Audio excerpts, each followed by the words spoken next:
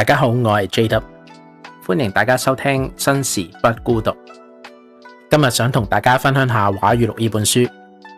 以前行博物館睇山水畫嘅時候，都會覺得好難睇得出重點。但其實除咗睇畫入面嘅山山水水之外，做嗰樣嘢係非常之關鍵嘅，就係筆墨啦。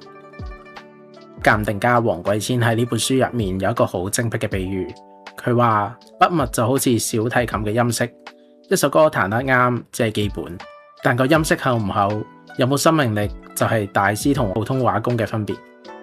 直所謂得其形不如得其骨，得其骨不如得其器。佢喺呢本書入面評價古人作品亦都非常之直接，佢會直接拆解俾你睇，有啲名畫家嘅筆墨係其實好死或者好僵硬，反而有啲望落去好似隨手塗鴉嘅作品，會帶俾人一種特別生動嘅氣韻，呢啲先係真正嘅功夫。呢本書最吸引嘅地方係作者徐少富帶住西方藝術邏輯思維嘅嚴謹同質疑，不斷挑戰黃貴千對藝術嘅傳統思維。而黃貴千作為一代宗師，最難得嘅唔止係佢嘅眼光，而係佢嗰份低位。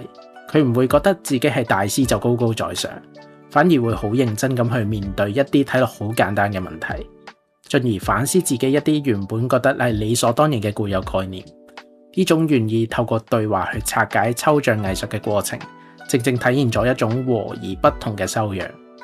我哋唔一定要有一致嘅觀點，但係透過真誠嘅交流，就可以共同去挖掘更深層次嘅真理。另外喺書入面，黃貴千亦都好強調筆墨係要有厚度，唔可以太過尖銳或者太過外露。同樣道理，呢種厚亦都反映咗一個人嘅修養同埋內涵。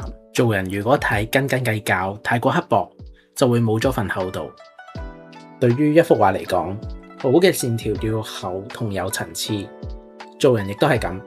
呢個厚度就係我哋自己嘅修養同底蘊。當其他人嘅立場同自己有衝突嘅時候，你會選擇反駁定係允許有唔同嘅聲音呢？你又會唔會企喺唔同嘅角度，或者代入人哋嘅角度去審視自己固有嘅思維呢？如果大家對呢本書或者對中國國畫有興趣嘅話，歡迎留言話俾我哋知啊！多謝大家收聽新時不孤獨，我哋下集再見，拜拜。